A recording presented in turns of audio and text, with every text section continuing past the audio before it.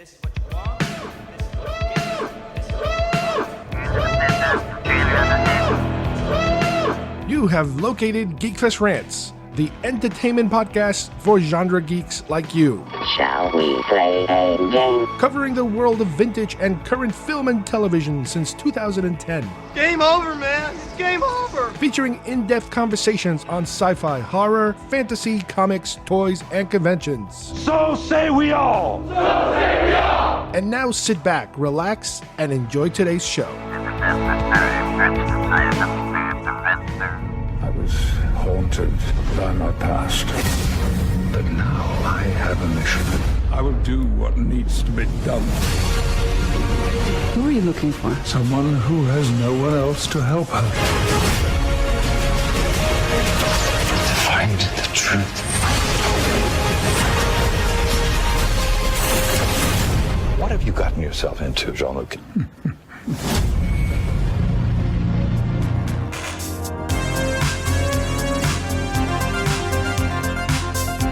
Hi, everybody, and welcome once again to GeekFest Rants. My name is Carlos Perron, and joining me today, I have Steve Folks, who is going to help me put together our final review, or our final section of our review of short treks. Star Trek short treks. We've reviewed a number of them up to this point, and now we're going to continue with the rest of them. One of them being the last one, being the kind of springboard into the new Star Trek Picard series. And we do have our first review also of the first episode of Star Trek Picard. Completely brand new show. We've been looking forward to it for a while, and we finally got a chance to watch it, and we're going to let you know all about it right now. Television is not the truth. Television is an amusement park. Television is a circus, a carnival, a traveling troupe of acrobats, storytellers, dancers, singers, jugglers, sideshow freaks, lion tamers, and football players. We're in the boredom-killing business. All right, so we're going to jump right into short treks. The first one, or the newest one that we've seen, was called Ask Not. And this is a third, I guess you could call, addition into the Pike universe, if you will. We talked about, last time about the very first two that were very funny, very different. I've never seen something like that before, for them, going so strong with the comedy. This time around, not much comedy. It was more of a serious one. We're still in the Pike universe, so we're still dealing with those stories. The Pike-verse. The Pike-verse, there you go. Now, for some reason, and I have ideas why, I did not have as good a reaction as I've had before, not only to short treks, but just to Star Trek in general. Why don't you tell me a little bit of what you remember of the story? Okay, so, and like you said, as the first two were not comedy-based, but were definitely more lighthearted, I think the reason why I liked this one a lot more was because it seemed more now we're getting to more of a grounded reality here. So it starts out with, basically, we see a young cadet, I believe her name is Sidhu, and she's on Starbase 28, and basically she's been working in the engineering department. So which is already, I saw her with, I think I saw her with like the red shirt. I was like, oh boy, she's not gonna end well with her. You realize quickly that something has happened. There's been some sort of attack. And these two other officers come in, security officers come in, and they present a hooded man to her, basically a prisoner, and they tell her, they issue an order to her, telling her to, keep this guy in check, basically keep him in this room, don't let him go, whatever he says, just guard him. We'll take care of things that are going on outside. So we get the feeling there's something going on, there's some big attack or something. She agrees. And she said, but why, basically what's with the mask? Why is this guy, just take off his mask already? So they tell her, they don't want someone of her rank to see who it is that's been, taken prisoner. Mm-hmm. So eventually they do. They take off. I believe maybe he takes it off himself, or they take it off for him. Yeah. And it's revealed to be, which I saw coming. I knew. Once I saw the yellow shirt of the prisoner, I was like, oh, okay, I think I know what they're going for here. But it's Captain Pike, who's been, handcuffed basically, which is something is kind of weird in Star Trek. But and so the guards tell him, okay, keep him in custody. we're gonna go, I guess, take care of the situation, and they leave her alone, which is a silly thing to do, with the captain in a locked room. So basically, and immediately, and I one of the things I love is just how the man is in handcuffs, and he's basically in custody, and he immediately says, "Okay, let's do this." Boom, let's do it. It's such a Pike thing, automatically just take command of the situation, even though you're in handcuffs, you're in custody, you've been arrested, and this is probably something most people would be ashamed about, or they wouldn't be so on the ball to have a plan ready to go. So he tells her to, okay, let's get on with this, release me, we'll get out of here, and we'll put this whole thing to bed. And so she immediately is in this really bad position now, where she wants to follow, because obviously we have some inkling that she knows who Pike is and she respects him, but she also was just given direct orders from her own specific higher ups to guard this guy.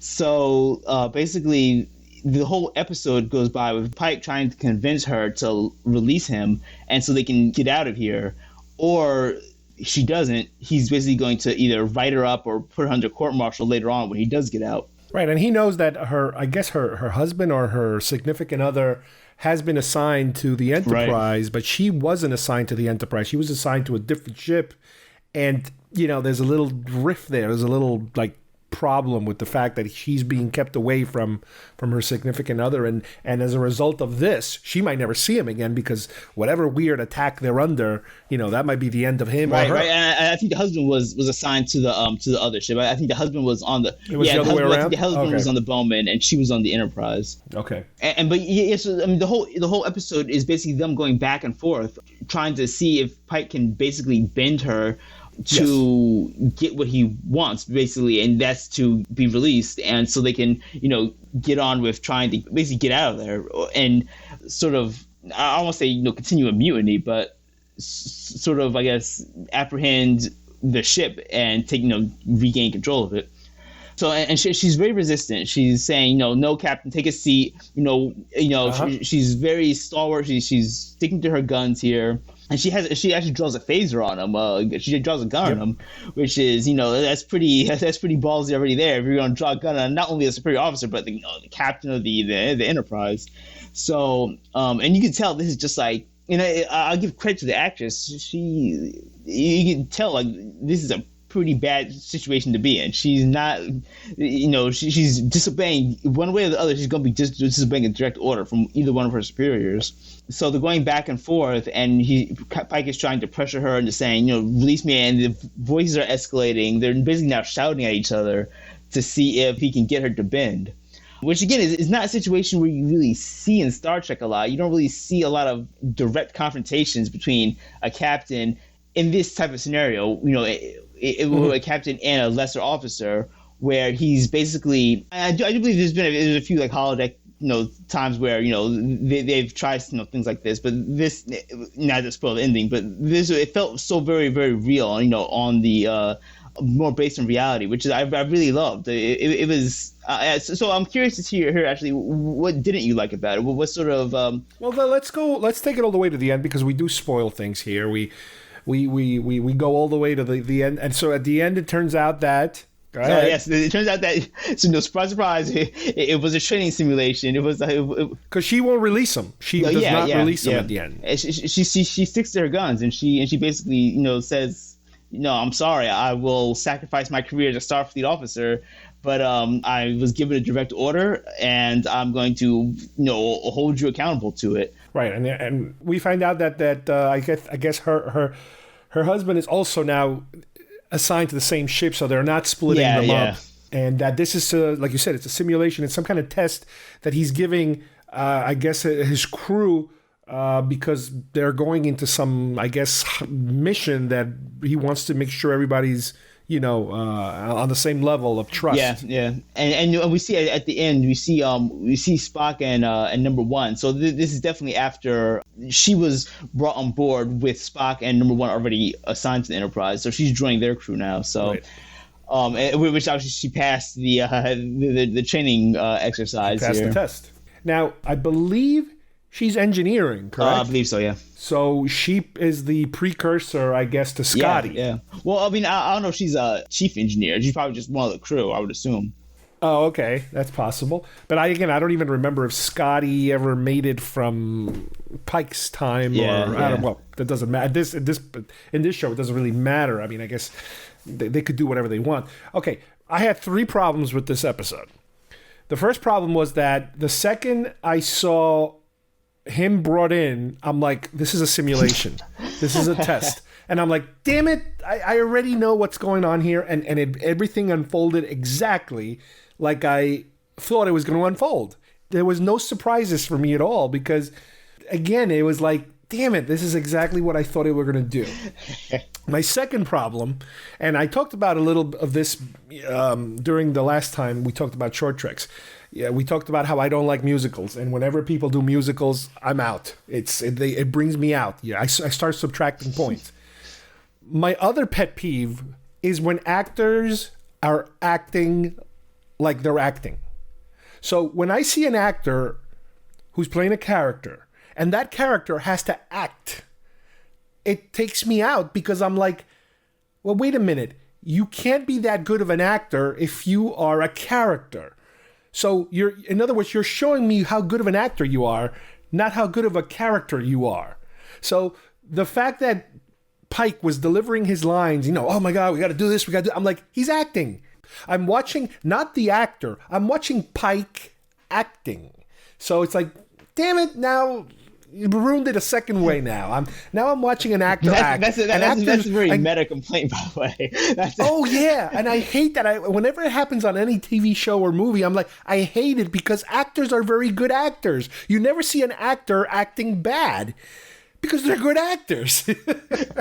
So that's why he was so good, because he's an actor. He can act well. And it's like, are all captains this good actors? He's so good because he's Pike. He's just good at everything. Oh my God. So yeah, that was another thing that bugged me about it. I got it. And the third thing is that the Enterprise, which I believe this size Enterprise has 500 crew. It's not like the Next Gen that has 1,000. I don't remember. I think it's much smaller. Right. Are they conducting 500 tests like this to every crew member? With Pike acting. Holy crap. Pike acting in each one. Oh my God, this guy's going to be exhausted. They're never going to get out of whatever start base they're on if they're going to perform this little game on everybody. It's like, really? So why didn't they do that for Spock? Why didn't they do that for... So, yeah, I mean, it seems kind of weird that you would go so out of your way. And what bugs me also is that we don't know what this thread is that requires them to do this little exercise. Is there some big thread that we're supposed to know about? Is it... or is this just like normal, hey, we're going out for a run, let's do these tests now on all our crew? So, I don't know, it's...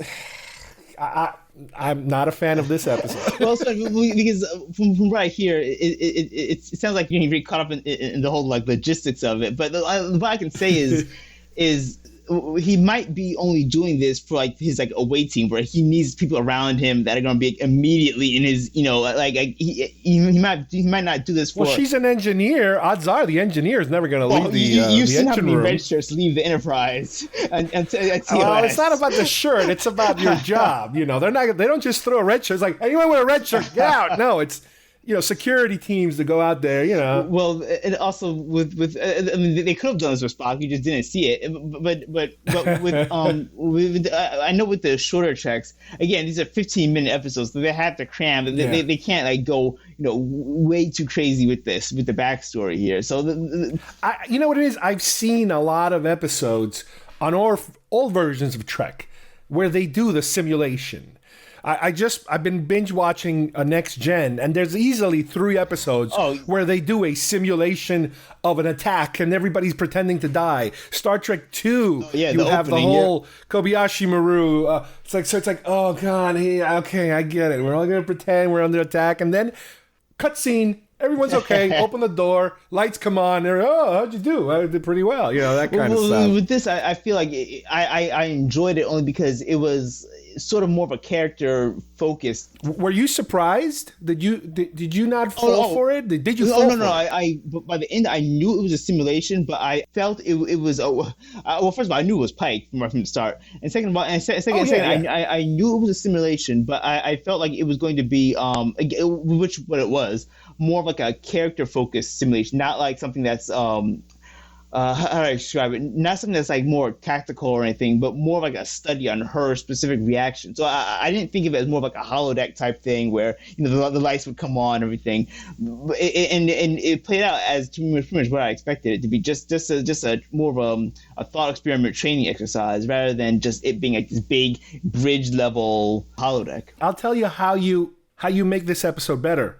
At the end, she passes the test, and unbeknownst to Pike, she's some kind of weird alien creature that is there to do something bad, but we don't know what happens next. So you give it a twist so that you're like, oh crap, this test should have been done, or there should have been something to make her a little more than exactly what we thought she was going to be. In that case, I think you need more than 15 minutes for that. Or this wasn't even 15 minutes. I don't know if you noticed the time. This was under 10 minutes. It was like 9 minutes. Yeah, it was like 9 minutes, and oh my God, it was like 9 minutes and something. So it was pretty short. What about my point of how many people do you think are being tested like this? Oh well, like I said, they probably only do it for like.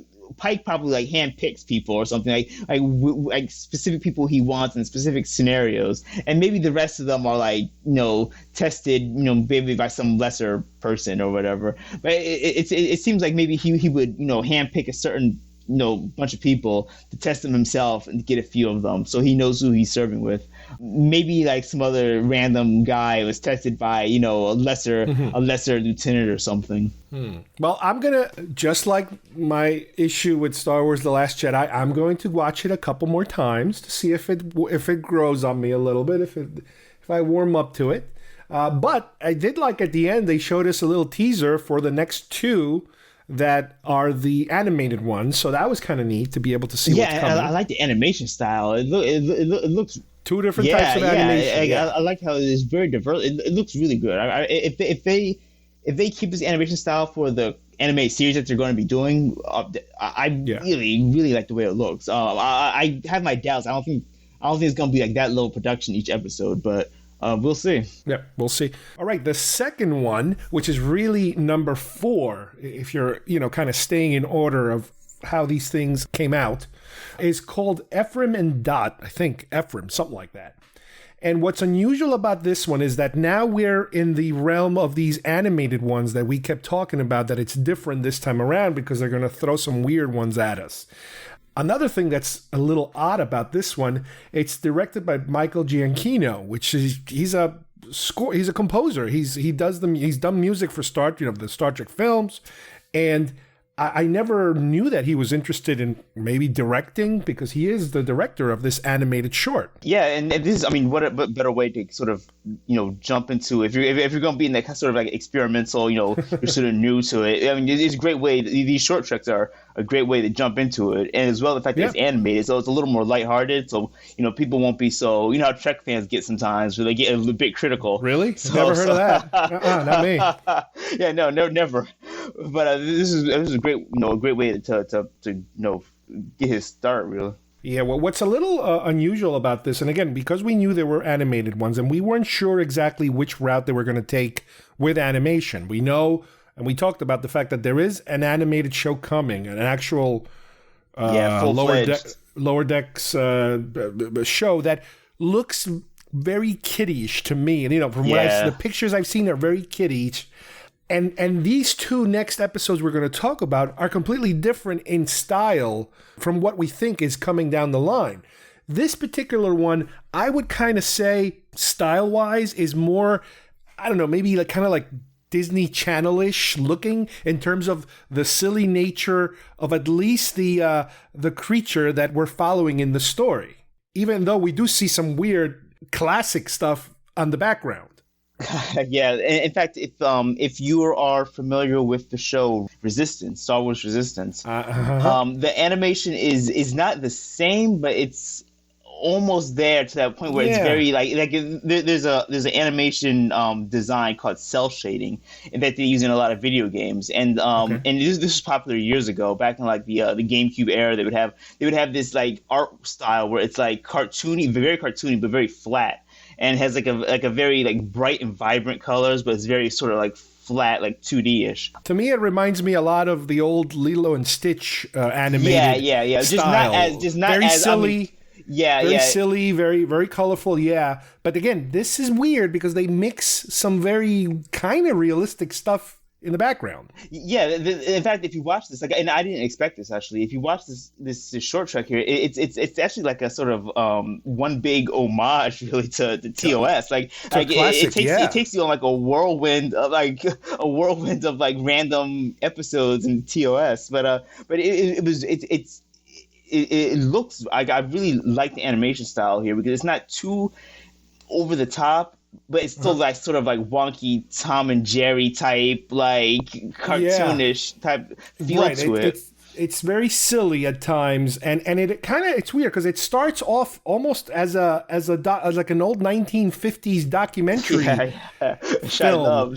And the narrator, to me, sounded so much like Spock. It had his, like, the gravelly voice that Nimoy would have. I know it's not him. I know they used a different sound-alike, I guess. But it's like, wow, that sounds so Spock-ish.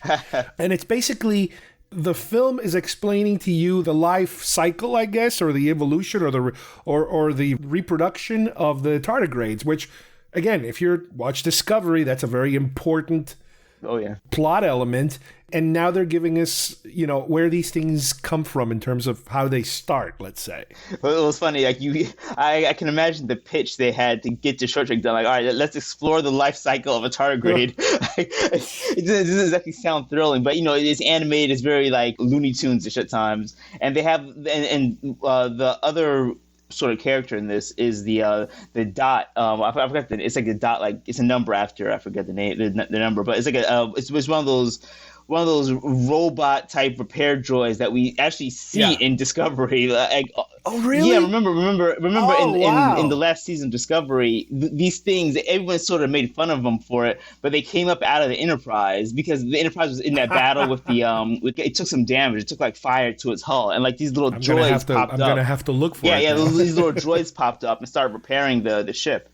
Well, speaking of the Enterprise, again, as we're getting this funny, very kiddie-ish, entertaining cat and mouse kind of chase between the robot and trying to get the tardigrade out of the ship, because I guess it sees it as some like a contaminant or something.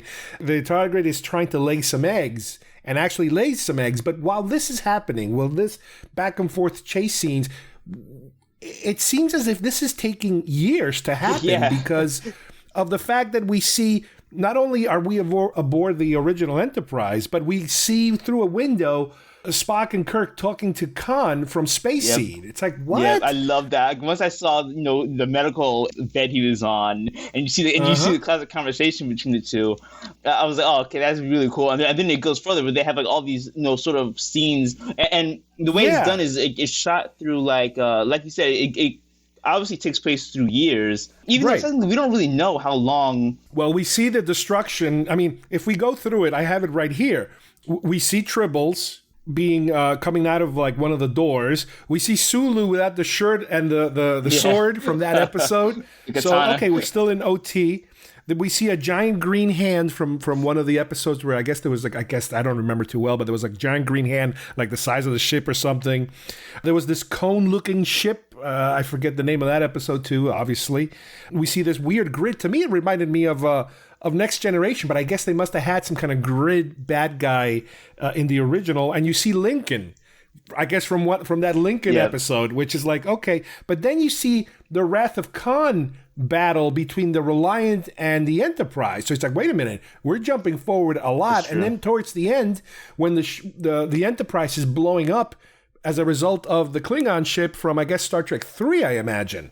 So you're talking a long chunk of time. That's right. And which is really, I mean, I guess those tardigrade eggs take quite some time to hatch, really.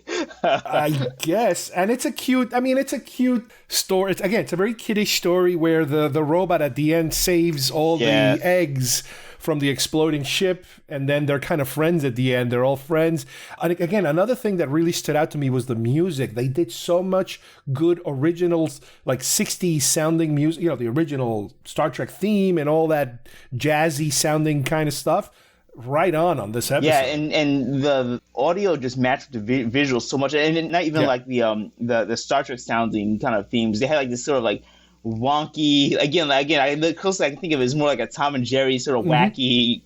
It goes back and forth between the crazy, wacky stuff and the classic Star Trek-y stuff. So they did a really good job. Yeah, and I was surprised because after, and I do it to myself, I guess. After I watch these things, especially something like this, where I was really like, oh, that was really cute. Like it was nothing serious. It was just a simple cartoon show. So I go online to check, of course, what everyone else is thinking about it. People are like, oh, that's not canon. They can't have, like, that couldn't have happened. Like, are you kidding me? Like, this is an animated short, for. It's like, relax, it's really not. I mean, it's cool to pick it apart and see, what the artists and animators did and what they were sort of going for, but you can't really just take that sort of mentality and go into it. No. Now, one little bit of trivia associated with this episode that when they started rolling the credits, and granted, there are no, like, a lot of the voices are directly, lifted from episodes. So you hear Shatner's voice because they lifted it right from the episode, stuff like that. That's what I figured. The narrator, like I said, he's a voice guy. He's completely different. I'm not too familiar with his name. But the computer voice, here's where it gets funky. The first name, when the show is over, you see Janet Goldstein. Now, I don't know if you guys are familiar with Janet Goldstein. If you're a fan of Aliens, she was Vasquez. She was also in Terminator 2. She was on a lot of stuff. So apparently, I guess she does a lot of voices now too, and she's playing the computer voice, which is something that Roddenberry's wife used to do until she passed. And I guess maybe now this is maybe her job now. Maybe they gave her the computer voice for all the incarnations of the Enterprise computer voice. That is really cool. I didn't know that. As big as the Aliens fan that I am, I love Vasquez. Vasquez is like my favorite character in Aliens too. I love how badass she is. So I had no idea she does voice acting now. That's great. It's incredible where some of these actors start showing up. The animated voice, voiceovers and animated voices and narrations, that's a whole other world of entertainment that not only do you have original artists, original voice talent, but then you have the crossover actors that are very well known, like the super big, gigantic ones, and then the kind of medium ones that, hop back and forth. And I couldn't tell it was her by watching by listening, but then when I saw the name at the end, I'm like, oh, wait a minute. So I started digging around, and there it is. It's like, okay, I'm not crazy. It is her. I know that. I'm like, I know that name. I remember it's like after Aliens came out, I'm like, I'm one of the few people who recognizes that name whenever it shows up on any TV show or anything like that. Now, the second episode, in the list of episodes is the secondary animated one. Now, this one's called The Girl Who Made the Stars. And it is completely different, again, style-wise, as far as animation goes. To me, I would say it's very Pixar-ish, how the look of the character, the way the character talks, the way the character acts.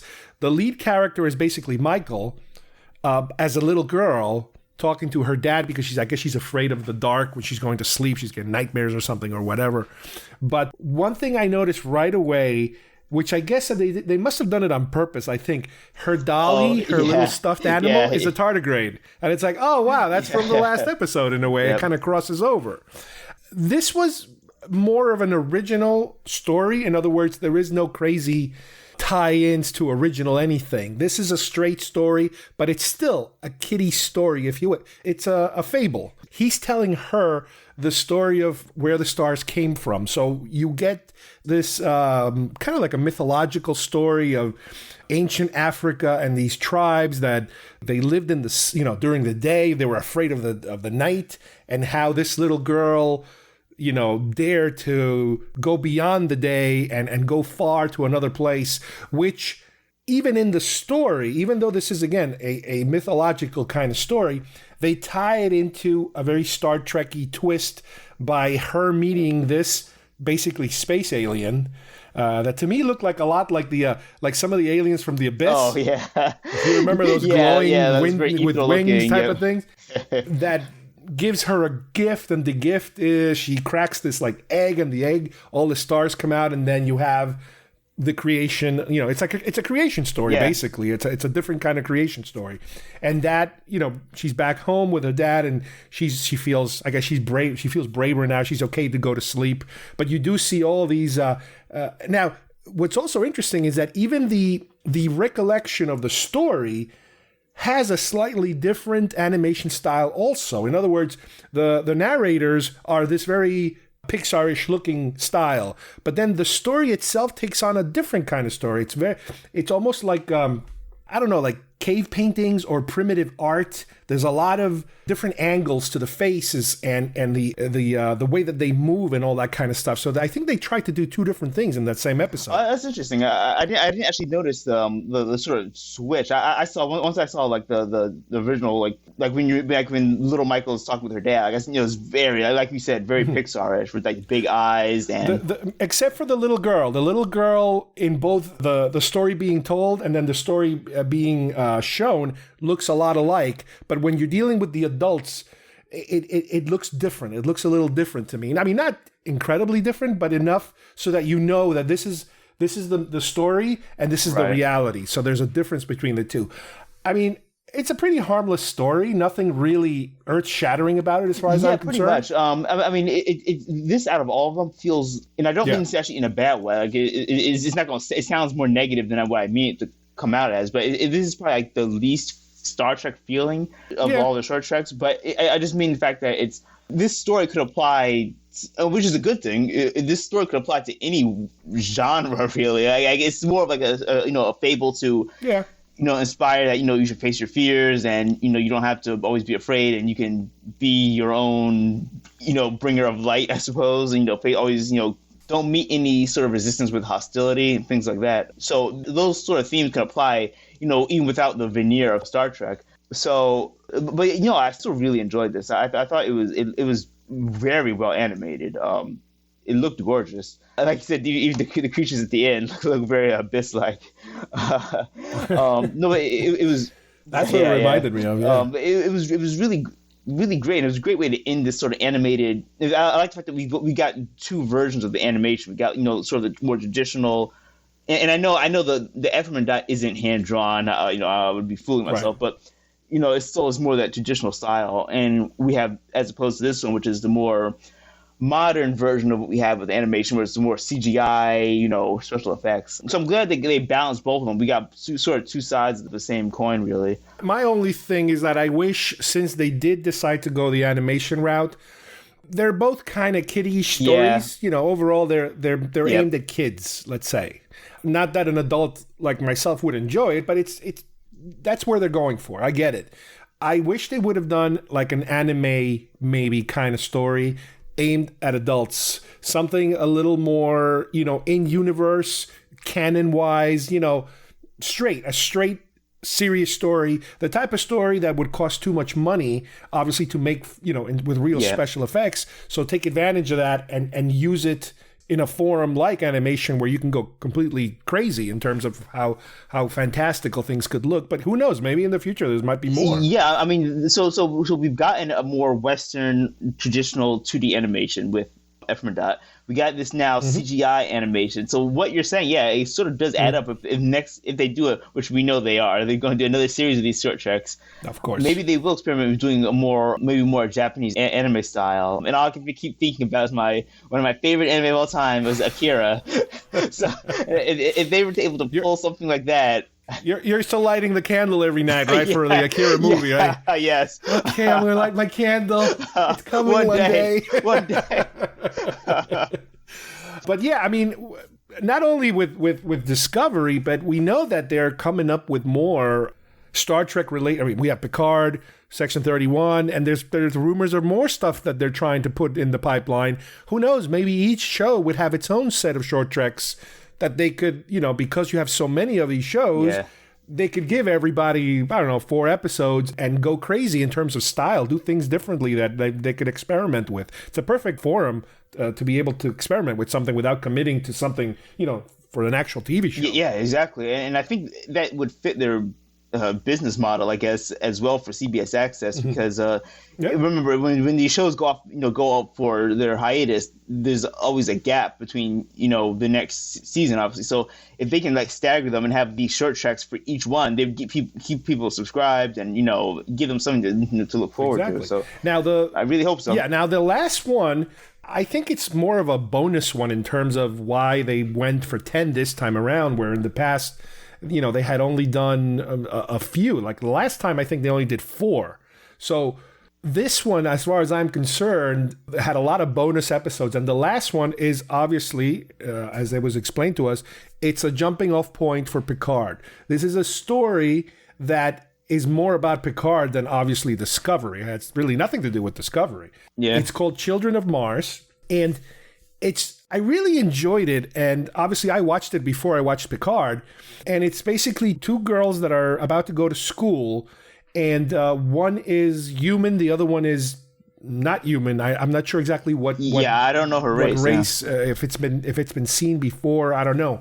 But from the beginning, they show you how these 2 girls, whether by accident or on purpose, it almost seemed like by accident to me, that they keep running into each other and having conflicts with each other. One girl might have accidentally bumped one, so the other one gets angry, and then she bumps her back on a different time, and then they keep kind of nudging each other back and forth while they're in school. Now, what's happening is they're away in school because the parents are working in Mars doing different kind of jobs, but it's established that they're in 2 different locations. And as you watch this, I would say the first half of the story, they're using the song Heroes, and I believe it's a Peter Gabriel cover of Heroes. Yeah, not my favorite rendition. I mean, at first I was like, is this Bowie or is this somebody? And it's definitely somebody else. But for this presentation, I loved it. I think it worked perfectly. How you're seeing these girls then, and you're like, oh my god, this isn't going to end well. These 2 are going to kill each, and eventually they get to a point where they're just swinging at each other, and the teachers have to separate them, and they're both kind of put on detention, almost like they're sitting in 2 different areas, looking in 2 different directions. And then all of a sudden the music changes. The hero song ends, and then you have this more serious, dramatic kind of music where everybody's like future cell phones that have little holograms, start playing like a news reel of Mars being what looks like to be it's being attacked by these weird triangular looking ships, which I'm not familiar with these ships. Now, granted, we've both seen Picard, and we're going to talk about Picard, but it definitely has something to do with what happened in Mars. Mars is being attacked. These ships are blowing stuff up, newsreels of people running and getting away. And you see all different parts of the planet exploding, like explosions going off everywhere.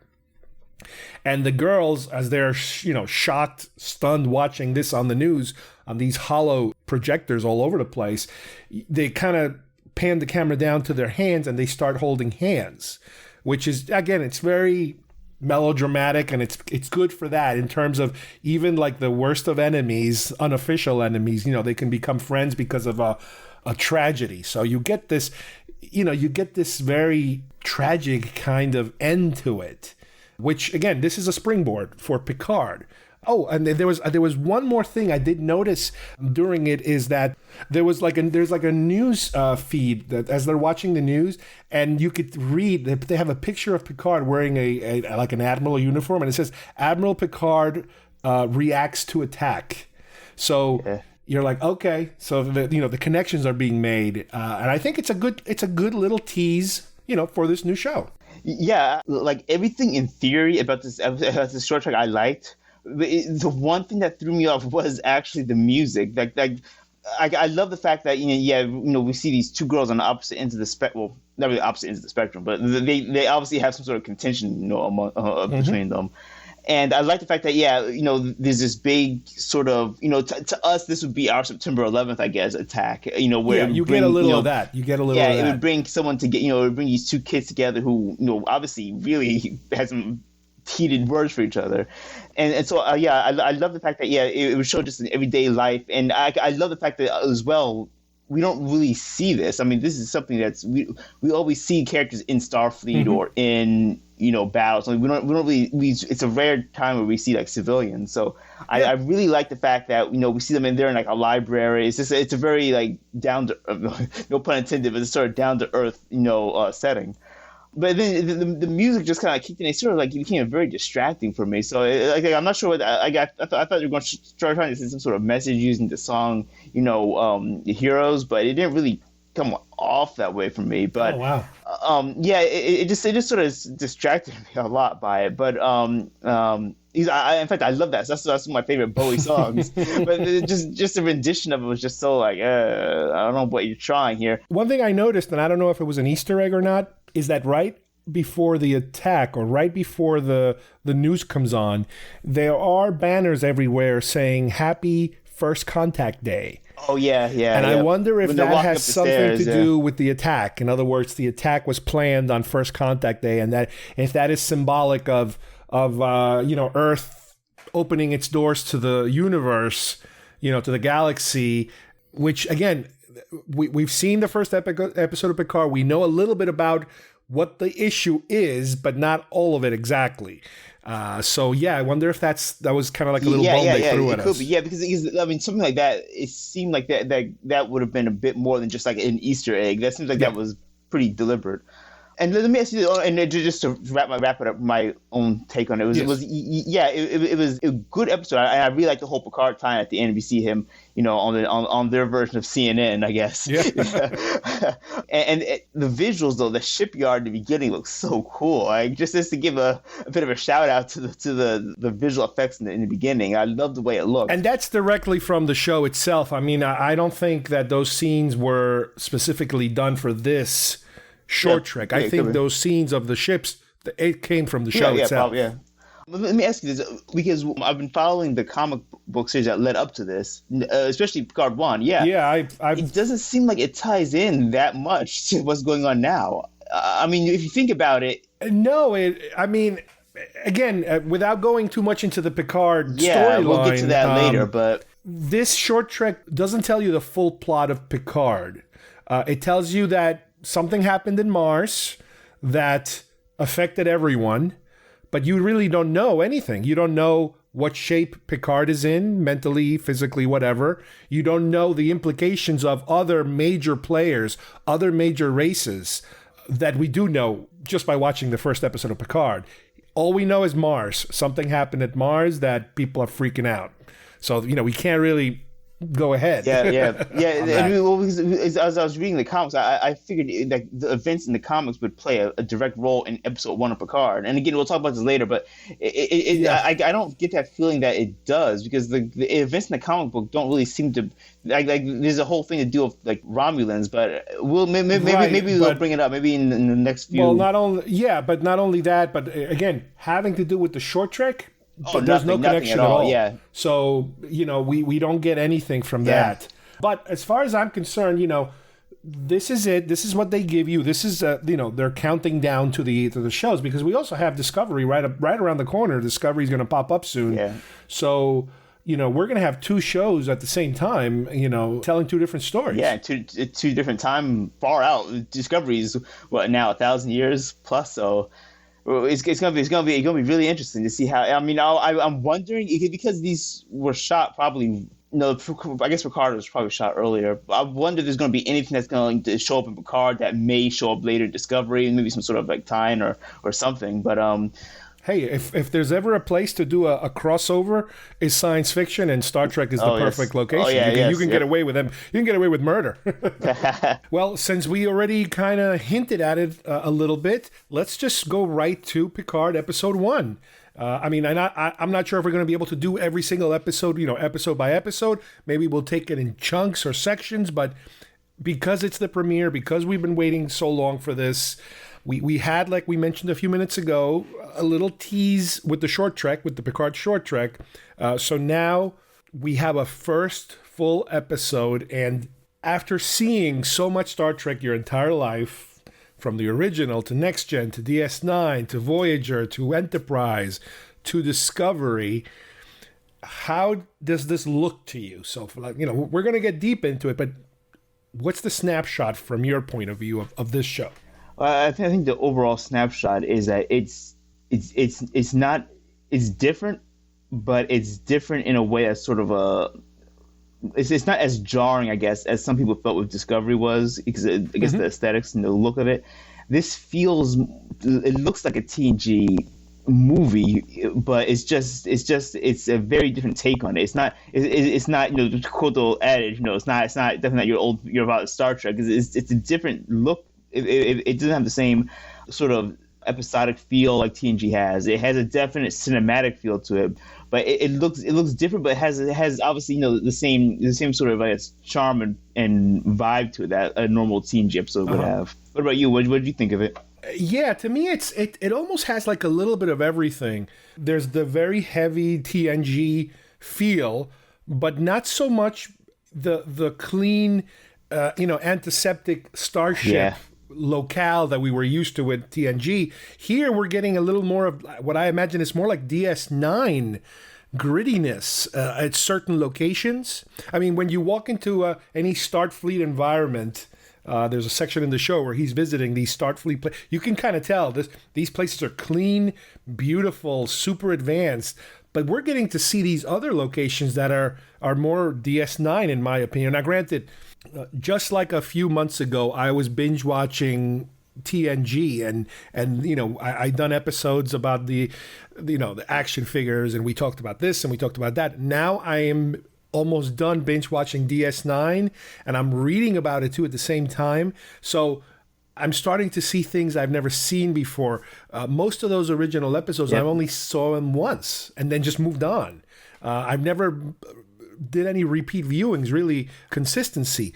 But the type of things that I think they were trying to go for at that time, they wanted to flip the script, to get away from what we were used to with TNG and go darker, and emotions that traditionally Roddenberry didn't want to mess with. That whole thing about, within the Federation, people shouldn't be arguing. They shouldn't have secrets. They shouldn't be conspiring with against each other, which is exactly what they did with DS9. They kind of flipped the script a little bit. Here, in a modern setting, just like Discovery, I think, they're very unafraid to go in that direction.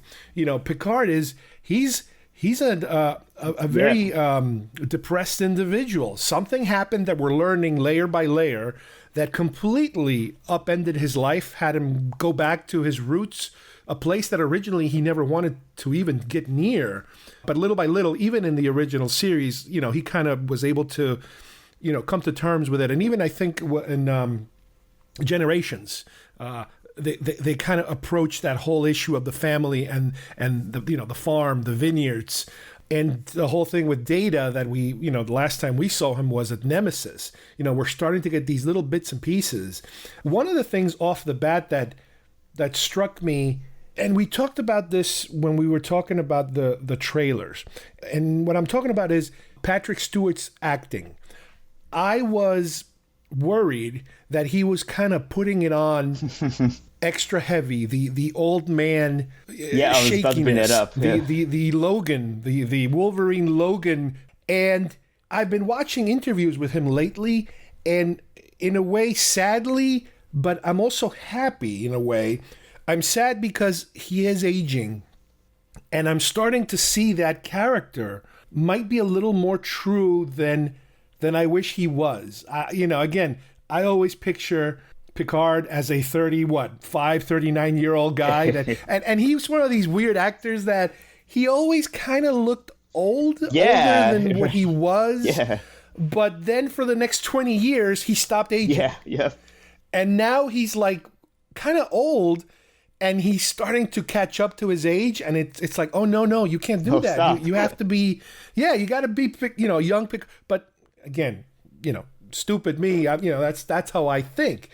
But in a way, I'm happy that acting style or that portrayal of this individual, and again, granted, he's been giving a lot of baggage now in this show to kind of weigh on his shoulders. Not just his age, but this guilt and this remorse that he has for whatever it is that the Federation did to abandon the Romulans in the storyline, this mass exodus they were supposed to be helping them with, and then everything stopped because of something that happened in Mars. It is him. This is the actor. I was I was hoping that at a certain point he was overdoing it. This way, as the episodes progress, he will be acting and sounding younger, but no, this is this man at this age. And I like it. It's like I said, it's a little sad, but it's true. It's true to the character, I think. Yeah, and who knows? I mean, we're seeing the first episode here, so there could be something that sort of gives him that extra spark where he sort of does kind of liven up. And I also think that it has to do with the fact that we're so used to seeing him in this, in his regal uniform, very proper. In this first, at least again, it's just the first episode. He's more in a sleepwear. We see him in a jacket. It's not a lot of pajamas. A lot of exquisite looking pajamas. So I still think he carries himself very stately. He still has that charisma. Like you can tell, like he has that gravitas about him. But yeah, you're right. He definitely does have a slightly diminished, kind of shadow of what he was. He's walking with a cane in the beginning and stuff. Not the whole show, but at least when he's in the vineyards, we kind of see him with the cane, and I'm like, oh wow, does this mean he's gonna be walking with a cane the entire show? But no, there's certain scenes where he's not, so I guess it depends. On one hand, I do like him because so far we've seen him only as like this, the larger than life figure, one of the best captains, and so it is good to see him remind us that he is human still, and he still has this life outside of Starfleet, and and he made his decision to abandon Starfleet, and this is obviously weighing on him. So it might do well actually that he's that he looks sort of more broken. But what I'm curious about is how the fans are going to react to this, because not to cross the streams too much, but we've had a similar storyline sort of with Luke Skywalker, and how he was written as being older and sort of sort of turned his back on decisions he's made earlier. So I'm curious to see if after we see this whole thing play out, is the reaction going to be the same? Are people going to have that still sort of gut reaction to reject this, as they did with a lot of what was done with Luke Skywalker? I don't know. It could go either way, but I mean, personally for me, again, Star Wars is fantasy. I know some people confuse it for science fiction. It's not. It's fantasy. This is science fiction, but the difference between Picard and Luke, I see a huge difference. One being more of a fantasy character and the other one being more of a realistic character. It's still science fiction, but he's, Picard doesn't have any superpowers or force powers or anything like that, so he's more of a regular guy than Luke, I think. There's more fantastical things surrounding Luke than Picard. But, it's still the first episode, so we don't, I have a feeling, and you can see the little trailer afterwards, that he is kind of reinvigorated and brought into an adventure, if you will. It's not TNG, but it's him trying to figure out whatever this first season's mystery is. And off the bat, with the episode, we learn through an interview that he's giving, like a reporter, for the first time in a very long time, apparently, where we get the whole history of, like I mentioned earlier. Apparently, at some point, Romulus's sun went supernova, which, in a way, I've been reading that it does kind of tie into the events of Star Trek, the JJ Star Trek, the one with Spock, where there was some catastrophe that resulted in Romulus being obliterated or destroyed or something, and that the Federation at that time had committed themselves to helping evacuate the planet. But something happens in Mars, which we saw in the short trek, and we see it again here, where apparently androids, some kind of androids that they have at this point in history, go rogue or something and start bombing different sites on Mars, which results in all of a sudden banning. And there's a little Blade Runner tinge in here. Yeah, you know, right. I got that. I'm like, oh, this is a little Blade Runner in here. Yeah, actually, now that you mentioned it, it has that Blade Runner sort of story element to it, and also the visuals. Like what's her name? I think it's Dodge. It's not Dodge, but it's like Dodge. Dodge, the first yeah, I one. think that's how they pronounce it. Yeah. When she's walking through the streets, and it has like a very like neon kind of glow to it. I loved it. It looks so cool. It's all noir. It's all 40s and modern sci-fi tech noir or whatever they call it. You know, the futuristic version of it. It's all Blade Runner-y looking. The cinematography is incredible. I mean, yes, it's the level of discovery incredible, but it's not just technologically incredible. It's realism, like it's beautiful. The way they paint with light and color, it's ridiculous. It's cinematic. Again, we keep using that phrase. Yeah, but we're gonna have to find a better phrase, a better adjective, because we're gonna be using this a lot. I know. Because even just the shot of when he wakes up, I'm not sure if it's the real time when he wakes up, or he's the one where he's like sort of dreaming. But when he goes out he opens the door to his vineyards, you know, the field, and he has these bright colors. It's so vibrant. The sun and like going through the window and all that stuff. It's just ridiculous. And if you like, even the shots of the vineyard and the house, if you put them side by side with what we saw in Next Gen, you know, standard non-HD, and it's like it's night and day. It's just incredible what they've done. So that's the background of what everything is happening with that background, you know, historically. But the story itself is him in the vineyards. He's living pretty much alone with some helpers that I think are Romulans, because they look like Vulcans. They have the Vulcan ears, but again, because the story involves this, and I think the way they speak to him, you know, in terms of how he's a good man and he tried to help us and blah blah blah. I guess that's where we're going with that. Yeah, I wish they would have expanded upon it, because I wasn't sure who these guys were. I thought I missed like maybe like a TNG episode or something. No. This is brand new. And then, like you mentioned, he is having these dreams or these hallucinations, if you will, where he's playing cards with Data, and he sees Data painting next to a lot of these shots are from the trailer, and he starts to make this connection of Data painting a woman, and at the same time, again, we're being told like 2 or 3 different stories at the same time. There's this girl in Boston, out of all places, in futuristic Boston, and she's with her boyfriend, and she's attacked, and her boyfriend is killed. And they try to, I guess, kidnap her. These attackers, these very militaristic, secret agent all covered type in black. They have black helmets, masks and all kinds of weird weapons.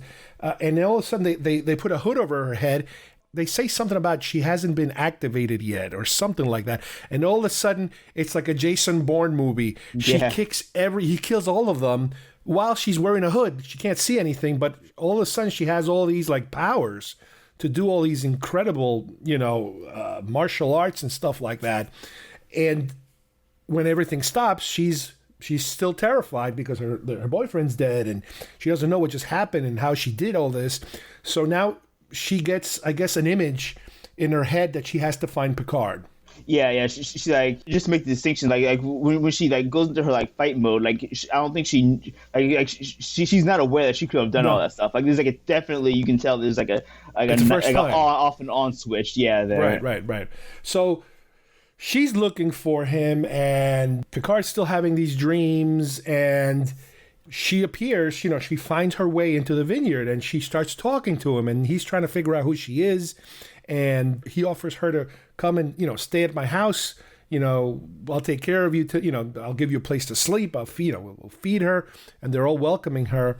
But I guess at a certain point, she decides she wants to leave because she's still looking for something else. She's not sure what exactly is going on. So after she leaves, Picard is still trying to figure out who she is, because something just won't let go. And it seems to have some connection to Data. So he goes to Starfleet Archives, which is the first time we actually see, like I was telling you earlier, a Starfleet-ish looking location with all the advancements and the futuristic stuff. We get to see those new uniforms we talked about a couple of episodes ago. Everybody wearing the new stuff and all the technology. And he goes to this, and again, it also reminded me of Blade Runner, a place where they have these archives, and he's being walked through all these kind of like library looking things by a hologram that at first it looks like a human, but it's really a holographic image. And they bring him into a room where it's like the Picard archives, and we see things from many different episodes from the past, which I believe I've seen online that during the promotion for this show, the items in this archives were touring the country at different conventions. So you could go and see the Captain Picard sign, the Captain's Day or something, Picard Day. There's models of the ships. The Stargazer is there. There's different models of the Enterprises. There's a Batliff. There's a book. I think it's like a Shakespeare book. And amongst the archives, he finds a painting of a woman that looks a lot like this girl. And then he has, and again, I guess one of these flashbacky kind of hallucinations with Data painting, and I'm not sure exactly how, but he makes the connection that this girl seems to be maybe related to Data, correct? Yeah, and I think he asks the sort of AI guide about the painting, and the guide tells him that the painting is called Daughter. That's it. It was very cryptic, so it sort of raised his eyebrows, like, what is that supposed to mean? But the connection somehow is made with Data because he's the one painting he's the one painting I was thinking, in the dream. Does this mean his daughter, Picard's daughter, maybe? Could this be a daughter he doesn't know? But no, it appears to be. I mean, we're now pointing in the direction that this might be related to Data. So she goes looking for him again, and I think they meet somewhere. And as they're meeting and talking, like in an outdoor courtyard, she's attacked again. And this time, it's weird because this time the attackers, she kind of like nullifies all of them, but then one of them, it almost like he spits acid at her or something, and she gets coated in some kind of weird chemical that makes everything heat up, and she explodes with she's holding a gun, and the gun explodes and she explodes. So I wasn't too sure exactly how that happened. Did you get any better sense of that? Yeah, I was wondering that too, because I thought, because when they're attacking them, you find out that they're like the Romulans, like they're the Romulans. Yeah. So then I thought, like, okay, I guess Romulans, but I had no knowledge that Romulans had like acidic blood. So I looked into it. I think there's something else we don't know yet. There is. When she's attacking him, and it's very quick. I wish they would have shown us a little more. He bites down on like the one that she attacks. Oh. The last guy she attacks bites down on like this ball in his mouth, and it bursts in his mouth, and then he spits it at her, and that's what happens. So like it's very quick. You gotta like pause it and freeze frame it, but you see he has like some sort of like suicide, like gel ball. He bites on it and then spits it back at her. So after this, he's back at home. She's dead. She turned to like ash. She completely vaporized. Yeah, and so he's back at home, and he's all depressed and trying to figure out what happened. So he decides that he wants to go to, I believe it's called the Daystrom Institute in Okinawa. To meet with a doctor there to ask her questions about, is it possible? Could this be? Now, the reason why this is the place he's going is because I believe there was at least one episode in TNG where, if you remember, Data is being tried to see if he's sentient. And the rep from Starfleet was Bruce Maddox. That's the name of the guy, of the character. He only appeared once, but he's referred to a number of times. And he was there to kind of prove that Data was just property. And, by the end of the episode, it's like a court episode. By the end of the episode, when they're done defending him, I guess they judge that Data is a sentient being, so they can't, like, dismantle him. But through the TNG episodes, there are episodes where Data talks about him still being in contact with Maddox, trying to help him figure out, his origins and all that kind of thing as far as, android research. Well, here, this institute he goes to find out more about what's going on, he meets with Dr. Agnes Girardi, who used to apparently work with Maddox. So they're making this connection now with this prior character that I guess it's an original TNG character. And he's asking her about, all the research that they've done. And she says, well, yeah, everything kind of stopped after that Mars incident. All the research was banned because they didn't want anybody, going into android robotics or anything like that. Yeah, and you see like the office like all empty, all the research and development. Yeah, everything's stuff. covered in plastic and stuff.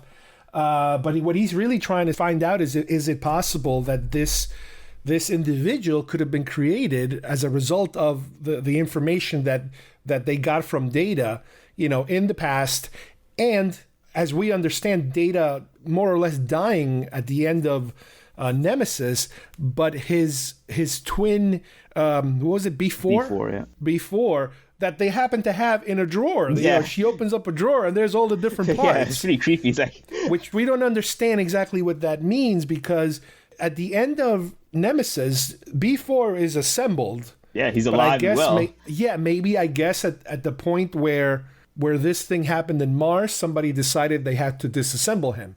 Maybe. I don't know for sure yet, if that's what they're hinting at. Yeah, I was thinking maybe after the attack on Mars, maybe in order to like hide or something, or he voluntarily was disassembled, and maybe there's some sort of like memory or knowledge locked inside him that they have to reassemble him or something. That's maybe. But the thing that makes her different than let's say another Data type of robot is that she has organic body. So that's the mystery: is that could the research have gone so far at that time that they could create? And again, this is so Blade Runner territory, it's ridiculous. Yeah. Could they have created an android that is practically, unrecognizable from a human being exactly the same, more or less? So that's where they're kind of at. And another thing, he shows the doctor this necklace that this girl left them with, like 2 rings, one inside the other, and to see if she knew anything about that. And it's apparently the symbol for twins. So now he's thinking, wait a minute. Is it possible that she has a sister? Because did she mention anything about a sister or no? Yeah, I think early in the episode when she calls her mother for help, doesn't her mother I think refers to her like, very quickly. I think like something about like her sister or something. Okay, so we definitely don't see her. It's definitely not like focused on. Yeah, not while we're watching the body of the episode. But at this point, that's the question: could there be another one of these type of possible androids running around? Another twin, for example. So from there, everything kind of winds down, and then they cut to a girl that looks just like her in some facility. Kind of, it's almost like it's her first day there or something, because she's kind of getting familiar with the location, and she's met by another doctor. I forget the name of the actor, this other doctor, this guy, or scientist, but it's the guy from Penny Dreadful who played Dr. Frankenstein. If you watch that show, there's something about him. He just looks so like out of place. Like everyone else in the show looks, like, okay, this is a Star Trek show. This guy looks so, for whatever reason, he reminds me of like a cosplayer who put on some Vulcan ears, like some Romulan ears, to like make him look like I don't know. There's something weird about him. Yeah. I mean, like I said, that's what I know him the most from that show, from Penny Dreadful. So he's kind of talking to her, and you can tell he's not exactly hitting on her, but he's kind of getting very involved with her. He's very open to this new person. Like, I don't know if somebody would be that friendly to the new person. And they're kind of touring the facility, and then we take a wider shot, and then we realize this is like, you see tubes and connections and all kinds of industrial looking stuff. And as you go super, super wide, you realize they're inside what looks like to be a damaged Borg cube. Yep. So you're like, oh, boy, yeah, here we and go. then also there's a whole bunch of like Romulan ships flying. It looks like they were in like a hangar or something, because you see like ships taking off, and like it's all like Romulan, esque looking. So it looks like the Romulans have like gotten this Borg cube and are like doing a whole bunch of like repairs on it, and like definitely like safeguarding it. It's a really cool ending shot. So, we're getting closer now to what's going on. We have the history of the Romulans, being all pissed at the Federation, which, again, in one of these articles I was reading, it kind of gives more weight to even the bad guy from the JJ Star Trek. The fact that he, why is he such a pissed off Romulan that he wants to kill?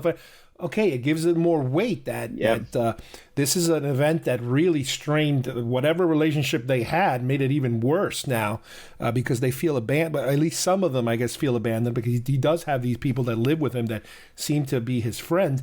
But now we're talking about the Federation banning androids and the Romulans getting deep into Borg technology. And in the middle of it, you have this girl that is the twin of a possible Data child. So it's like, whoa, there's a lot of elements at play here. Yeah, and I'm really glad they did this too, because the way they did is they sort of have tied this, like you said, to the JJ verse now. So that gives it a little more weight. And we're still looking ahead to the prime timeline, like the main timeline. So they sort of touched upon two different areas. And I think they did it very well, very clever. And we know they're going to hit multiple shows because by bringing in 7 of 9 at some point, we're talking Voyager. You know, I hope that, and you know, obviously, you know, everybody's like, well, is Worf going to be in it, and is Geordi going to be in it, and is this guy going to be in it? And it's like, well, you know, you got a new show. The reasonable thing to do is to spread it out. Give it room to breathe seasons, as well. Right? You can. I mean, these guys. A lot of the obviously Jonathan Frakes directs. Geordi, he's a director. You know, all these guys are either going to end up in front of the camera or behind the camera. Yep. And we know Riker and Deanna are going to show up very soon. Yeah, we've seen it in the trailer. So, and that's another cool thing I enjoy, the fact that they were pulling, you know, like the Dystrom Institute and this doctor, you know, stuff from the past. Now, granted, we can jump into the fan service conversation that we had recently about Star Wars. I was just about to say that. Okay, so when is that line going to be? Because I'm fine with that. I'm cool with that. You know, but yeah, give it all to me, sure, whatever. I don't know why, as long as it's done in a way that's not like, you know, they're only doing it to, you know, to sell you on something. If it's done in good fun and it's done in a respectful manner, I'm A-okay with it. I think that Star Trek has, because it was a television show, I think they have so much more material to mine than to just hit the big, like, oh, we got to have Khan. Khan has to be in it. No, you don't have to. There's so much other, you know, B and C level material that they can mine for little callbacks that is not just like in your face, like, well, you can't have Khan appear in this show. It's not gonna happen. Yeah, no, and that's something that I think we hit hard with Star Trek Into Darkness, because, you know, the whole thing where they tried to keep it a secret, and no, it's really Khan, guys. You know, it just came off. It came off a little too heavy-handed. So I think if they can balance and, you know, walk that line between giving the older fans a little bit something to chew on, and you know, like, in fact, what they did here in this episode when they had like the room with all of his stuff and belongings, it made sense because, you know, obviously, you know, a lot of stuff from his past he would want to keep in like in a vault or something, but it just so happened to be that he walked in there and there it all was. And there it is. So. Now let me nerd out for a second, because, you know, what would our show be without having a nerd moment? The Stargazer, as everybody very well remembers, was in his office and it was painted yellow. The Stargazer they show us here is a model looking like real color Stargazer. So I have a feeling what happened was they used the real model of the Stargazer as the display in his office. Now, when they should have used the original yellow junky one to make it more, you know, more realistic. And actually more like actually the original Stargazer should be. No, that's great. That's a good catch. It's okay. You know, there's some things we can bring. The same thing happened to me when I was watching, I think, Stranger Things season 1. The kid, you know, it's the 80s, and the kids they're playing with a Millennium Falcon toy, but guess what? It wasn't a Kenner. They used a Hasbro modern one, and people online were like, what the hell? They have to fix this. They have to go back and re-edit it and put the real toy. You can't use a 1990s version in 1984. So, yes, as much as I love that ship, which I'm actually going to be doing a show about the Stargazer and some other ships in the future, they should have used the yellow one from his office. What else? Let's see. The dog. I wonder if the dog's going to appear. I wonder if the dog's going to go with him. He's got a dog named Number One. So. Actually, I'm not a big. I'm more of a cat person. I've never been into dogs, but I actually like this guy. I hope he doesn't stay segregated to the Chateau Picard. I read somewhere that he actually wanted to adopt that dog while they were shooting the series. but he couldn't bring it back to England because England has a ban on pit bulls, apparently. Really? So he couldn't bring him back, so he couldn't adopt them the way he wanted to adopt them. So that's a weird... I didn't know that. I didn't know that England had a ban on pit bulls. That's interesting. So, again, this is just the first episode, and we were told already, ahead of time, this isn't going to be the space show that we used to have. You want space show, you watch Discovery. Discovery is all about space stuff. The battles and the adventure. Yeah. This is a little more character-driven and, situations. Even this episode had plenty of spacey-looking stuff that was really cool. But so far, so good. As far as I'm concerned, this is a great start. Oh, it's a brilliant start. And I'm glad you brought that up because I was hoping that it wouldn't be... Like I like the pitch of the show where it was going to be focused on Picard as a man and, not just... him battling and getting the gunfights and everything. I really like that concept because we have this, like you said, we have Discovery for that. Lord knows Discovery has a lot of battles. That last episode with the Section 31 drones and that was enough. I'm glad. I like it. It's good, but I wanted to focus on a show that had a bit more deeper dive into what makes Starfleet and a captain and why these sort of like big decisions that he would have to go through. And even just just the shots of around the city and everything were great. So I really like the way this is shaping up. And we do have like you said, it looks like there's going to be setting up something with the Romulan space battle. So there's going to be something there, but I just hope they still focus on the characters. Right, and we know again from the trailers and stuff that he is going to be hiring or aligning himself with a crew of like individuals.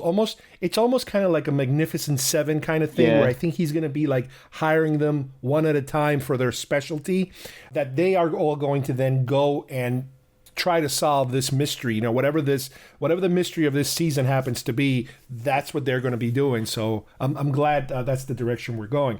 One more thing I want to add is that while I was watching that episode, I was drinking out of my Chateau Picard wine bottle that we got for Christmas. I think I got it for my wife actually, and I said, "Listen, I know we like to drink, we like wine, but we're saving this for the premiere of Picard because you see this label here.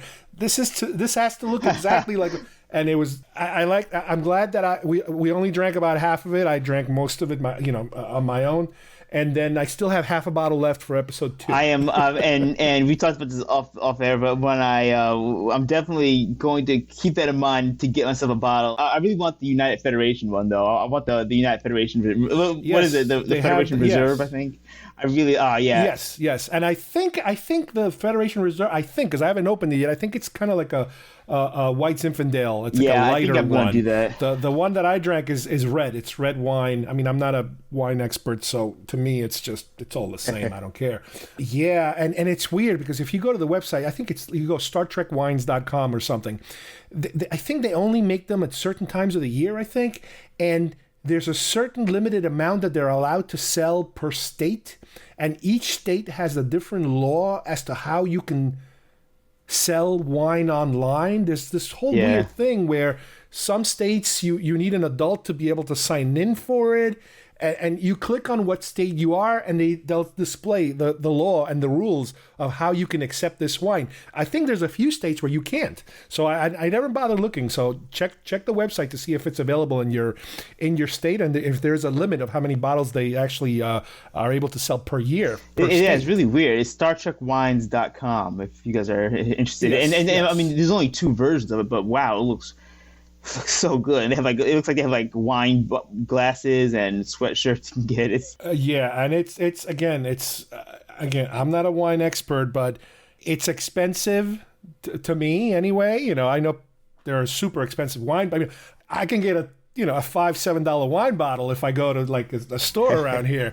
But these could cost you up to $100 for 2 bottles. So they do sell cases, 6 or like 12 or something for like $400 or $500 or $900. Some ridiculous. No.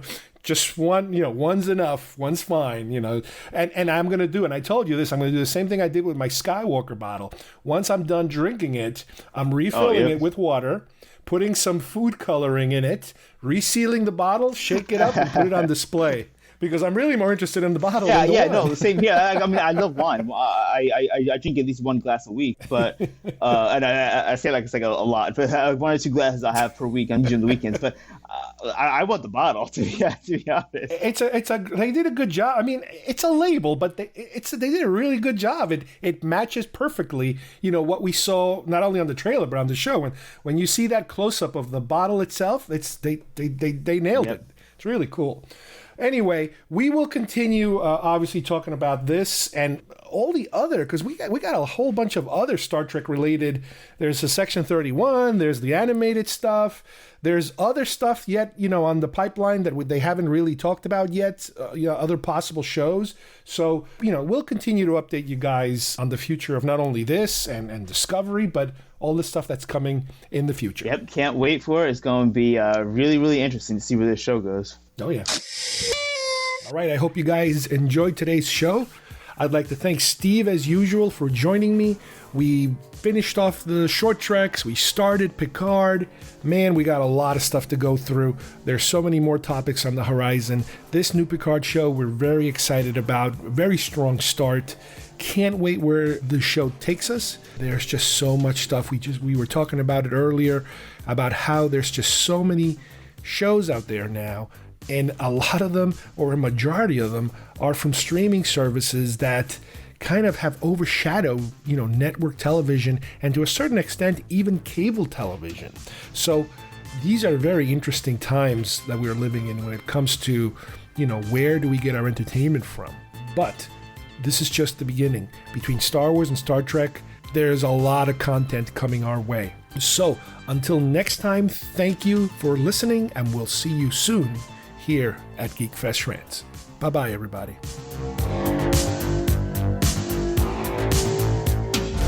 A few hours ago, the Enterprise picked up a distress call from the USS Bowman. I need you to let me out of here. You're a prisoner. Your orders carry no weight anymore. Cadet, I am giving you a direct order to release me. That only applies to an active captain. When this is all done, you will never see the inside of a starship again.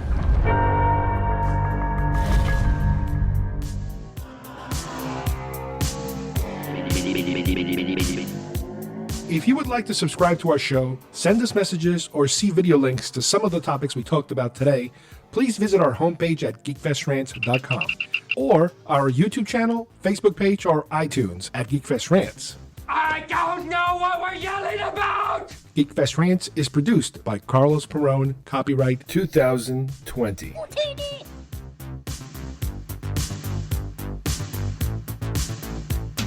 This broadcast is part of the IC Robots Radio Network. Visit icrobots.com for this and many other nerd/nostalgia related podcasts. You won't be sorry for long.